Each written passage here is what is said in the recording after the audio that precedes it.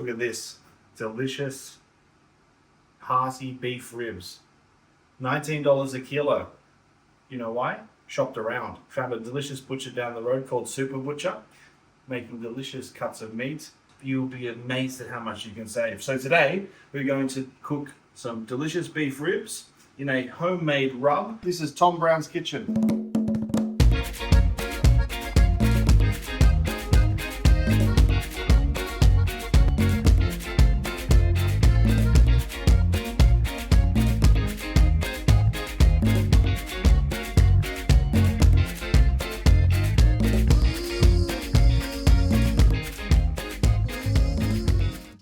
Welcome back. So we've got our beautiful beef ribs nice and trimmed up. You can see the lovely marbling through those ribs there. Absolutely delicious. All right, so we've also got our rub, and if you want to make your own at home, I've got the ingredients listed below. Just check the description. But if you want to buy something from the shop, make sure that you get something that you understand and have heard of the ingredients before. Anything that seems like it was made in a lab, steer clear of it. And our barbecue sauce, once again, if you'd like the recipe for my secret sauce, the description below. So what we're going to do is we're going to take our fresh rub and we're going to pour it into a shallow bowl like this.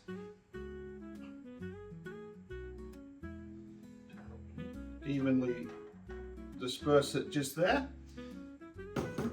And we're going to get our ribs and we're going to chuck them up here. That. Look how lovely they look. Delicious. I'm going to set that plate just to the side and we're going to lightly just coat them in that rub. So front, side, like this, and back. Just giving a little pat and then shaking it off and giving it a good rub in. There's a reason it's called a rub. Massaging it into that meat, and excess can fall back into that plate and then onto the side once you're done.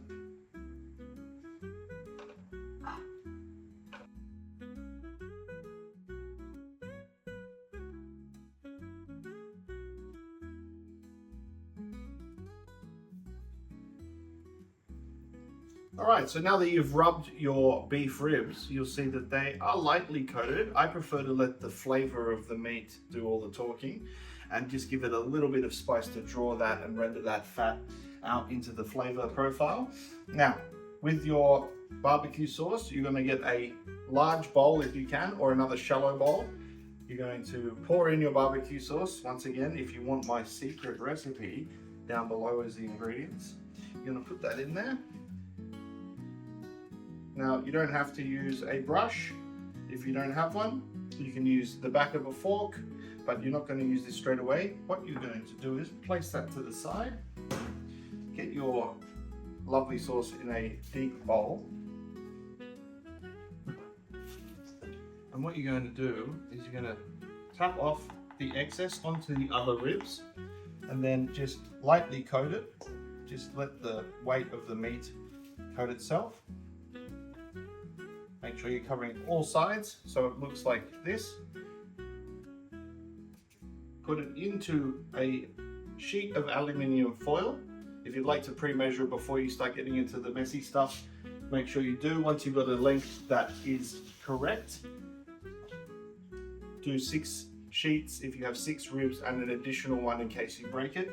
So you can go into a nice roll and just fold the rib inside the foil gently, but making sure that there is an area where you can get into it. Flatten it. You can taper the edges off like this, just like a nice little parcel.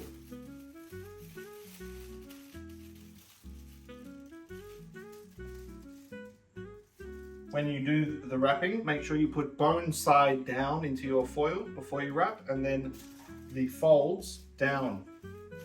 So, continuing into that. Right side down. Right, I'm making a little bit too much of a mess of myself here, so let me grab some tongs. I can speed up this process.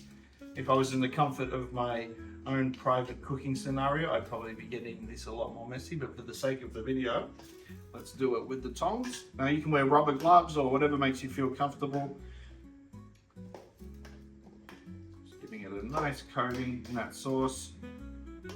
Tapping it off, bone side down in there.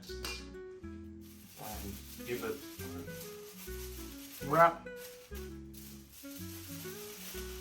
The rub will act as kind of like a bonding agent, but all you need to do is really just touch it there. If you push it too much inside the barbecue sauce, you're going to lose a little bit of that rub and some flavour.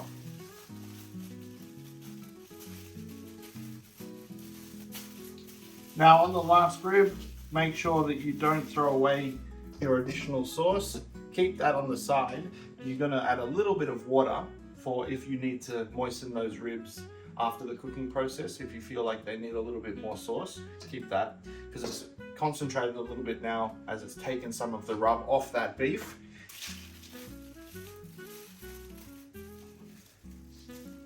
All right, there you go. Your little portions and parcels of delight. Fan forced oven, 140 degrees, nice tray.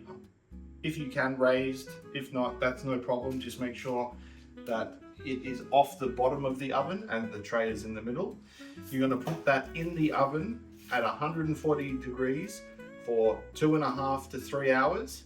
Now, when you are ready after that time and you want to check, just take one of them out with your tongs, undo it, see if it's falling off the bone. I'm going to put those in now, and I'm going to see you shortly for the final process of these delicious ribs.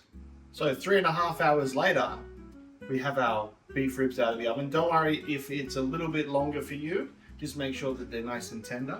And you're going to find that you've got your little parcels here. Let's unwrap those. Look at that. Let's see, let's do the bone. Off the bone like that.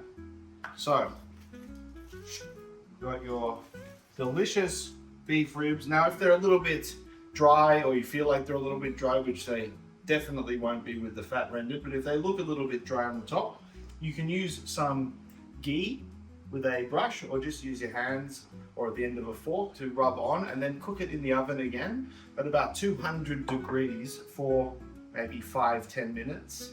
Just to get that juice back through. Or if you did save your excess barbecue sauce, you can give that a rub and put that in the oven for 5 to 10 minutes at 200 degrees, and you're going to get these delicious, succulent beef ribs. Wow, look at that. So, let's have a look at that. Falling apart, absolutely delicious. Let's get that over here on our plate. My God, if you're in this room right now and you could smell what I could smell, wow, it smells absolutely delicious. Look at that, absolutely falling apart, tender, hearty, delicious. And again, the bone and the meat separates like butter on a hot knife. Let's put that over here.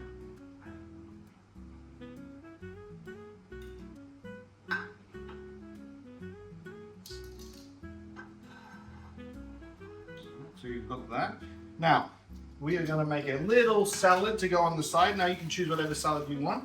The salad I like to go with my beef ribs is a nice, easy, quick, because I want to eat those ribs as quickly as possible. I don't want to be fucking around waiting.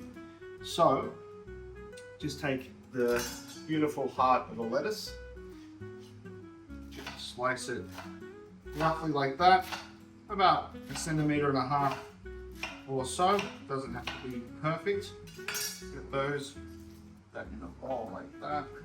Get the little move around. Get some little cherry tomatoes, just in half.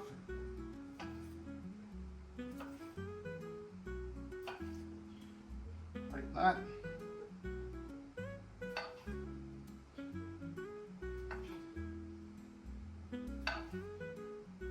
nice lemon, cut off the top and the bottom in half. In half again. Now the quickest way to squeeze a lemon nicely, just cut down on an angle. This way, if you're worried about cutting your fingers, fair enough. Squeeze that on there, like so. And another half. Make sure there's no seeds. Squeeze it on there. Right. Throw in little tomatoes like this. Look at those colours, aren't they? Just beautiful.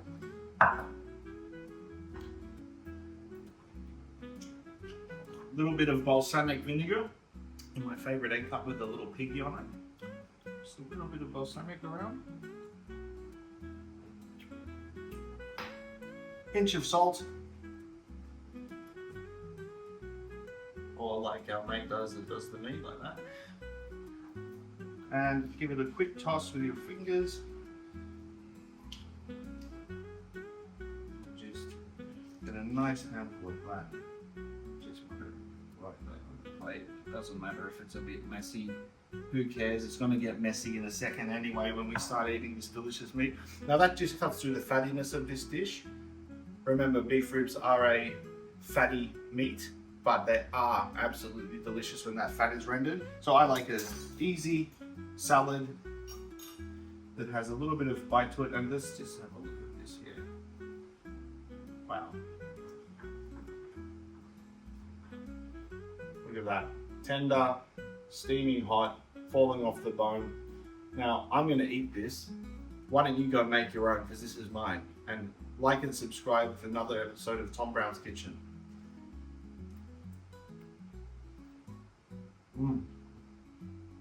Just delicious.